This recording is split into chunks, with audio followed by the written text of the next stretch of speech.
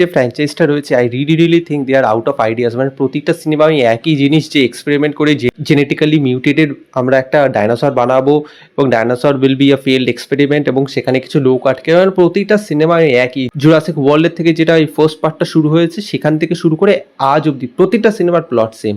আমি যদি প্লটের ব্যাপারে বলি তো দেখা যাচ্ছে যে ডোমিনিয়নের শেষে যে লোকাস্ট আউটব্রেকটা হয়েছিল তার জন্য ডাইনোসর ক্যানট সার্ভাইভ হিয়ার।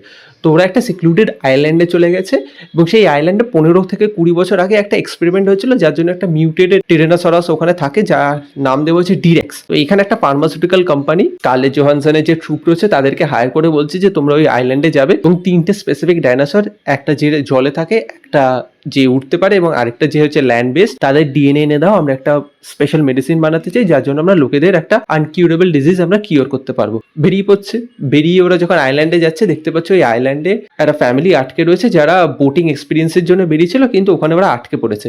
তারপর ওরা কি করে বেঁচে বেরোয় এবং ফাইনালি ওই ট্রুপসের ভিতর মাত্র 3জন বেঁচে থাকবে, স্কারলেট জোহানসন, মার্শাল আলী এবং আরেকজন যে রয়েছে এবং ওই ফ্যামিলি। তো ওরা ফাইনালি রেস্কিউ হতে পারে কি পারে না এবং যে ডিরেক্স আটকে রয়েছে সে কতটা খতরনাক এবং তাকে কতটা বিচ্ছিরিভাবে ডিজাইন করা হয়েছে সেটা দেখতে হলে আপনার সিনেমাটা দেখতে পারেন। তো দেখুন সিনেমাটার ভালো দিক খারাপ দিক। ভালো দিকের ভিতর এখানে ক্রিয়েচারগুলোকে যে বিল্ড আপ শর্টসগুলো রয়েছে, যেভাবে ডিজাইন করা হয়েছে, যেভাবে দেখানো হয়েছে স্পেশালি লাস্ট 10 মিনিট, সেটা কিন্তু খুব ইন্টারেস্টিং, সেটা কিন্তু খুব ভালো এবং এখানে কিছু জায়গায় যে হরর এলিমেন্টসগুলোকে ইউজ করা হয়েছে সেইগুলো ভালো।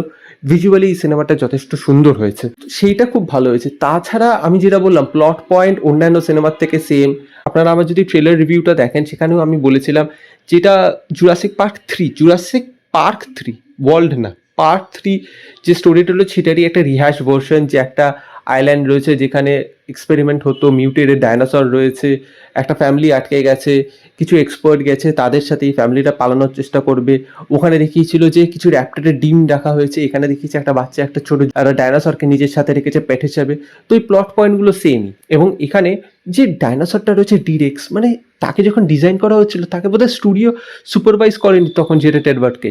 তৈরি হয়ে যাওয়ার পর বলছে ভাই একে লুকিয়ে দে, লুকিয়ে দে, এরকম বিচ্ছিরি জিনিস আমি দেখতে চাই না, একে লুকিয়ে দিই। মানে লিটারালি ওকে আইদার অন্ধকারে রাখা হচ্ছে বা স্মোক দিয়ে ওকে অর্ধেক রেখে দেওয়া হচ্ছে এবং রেখে দেওয়া হচ্ছে ঠিক আছে 6 হাত পাওয়ালা মাথায় টিউমারওয়ালা, কি আর বিচ্ছিরি জিনিস বানিয়ে দিয়েছে ভাই, দেখে তো গা ঘিন ঘিন করে উঠবে আপনার। এবং আপনি প্রথমে দেখাচ্ছেন যে আপনি একটা হেভি মিউটেটেড ডাইনোসর বানিয়েছেন কিন্তু তাকে আপনি অর্ধেক সময় লুকিয়ে রাখছেন। স্টার্টিংয়ে 5-10 মিনিট রয়েছে এবং লাস্টে 10-15 মিনিট রয়েছে, বাকি পুরো সিনেমার জুড়ে সে absent. Scarlett Johansson run of the mill acting করেছে এমন কিছু করেনি।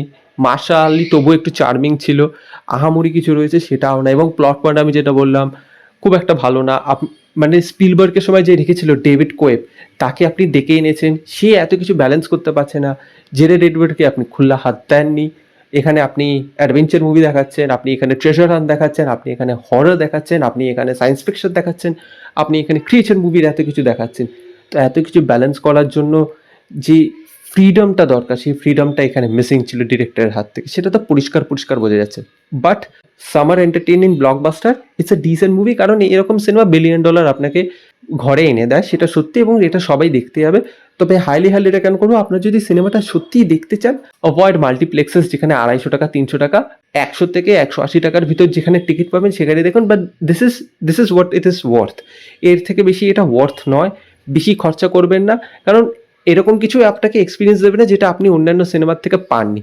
তো আপনি যদি ক্রিয়েচার মুভি এক্সপিরিয়েন্স অ্যাকচুয়ালি করতে চান, একটু যদি ভয় পেতে চান, একটু এন্টারটেইন হতে চান, তাহলে এই সিনেমাটা দেখুন এবং see it in a local cinema hall বা in a multiplex where ticket is under 200, তাহলে ইট ইজ ওয়ার্থ ইট।